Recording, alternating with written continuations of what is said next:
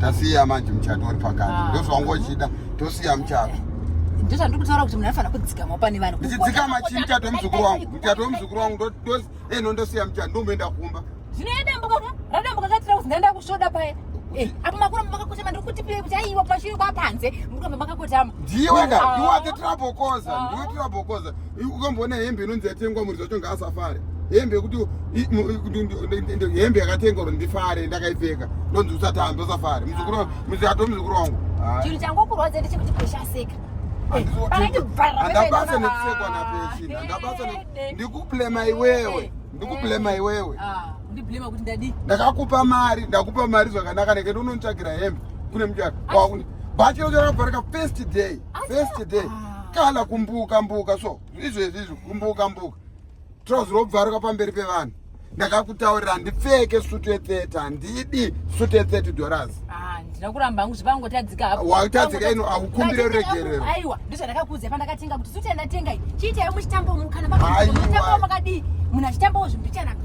ndozvandiri kuramba undiudze kuti ndotamba sei nekuda kwekuti wanditengera chizvokayabvaruka kwatotenga masutu unokuziya every year kuda kusevha kwako unosevha chii pahembe dzatoda kupfeka inini sutu dzangu dzese ndakakuudza totenga pipeline fashion wonditengera izvezvi so dai pasina juzi ndaita sei saka uri kuseka ukuseka alright ndanyarara kakasa ndakakanganisa hangu asi mabaya iwe papana tura vhidhiyo kana rabura vhidhiyo izvo ndichatanga kutenderera njiseko ndakakanganisa ndisikuramba tengai one shop pipeline fashions toziya kuti suti iri kupfekwa suti haibvaruki so here aiwa maitadiwa zvino zvinhu handikuregerere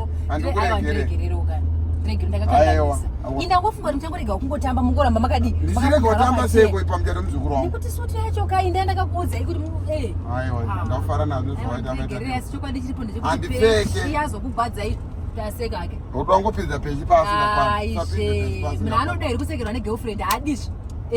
girlfriend ikaseka unotogwadziwa nyaya handikuda kuinzwa meta handei munotsvaga suti pipeline eno muchato utofamba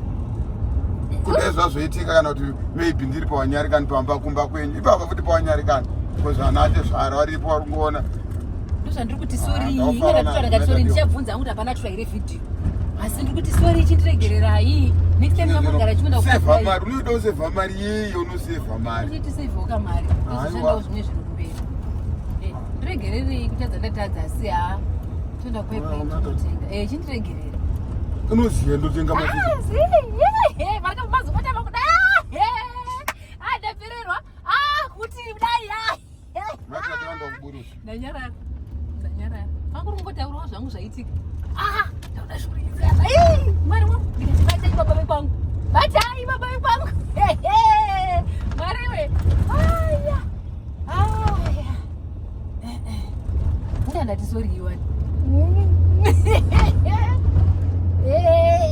apa ipeshitanga ari kumberi kachiona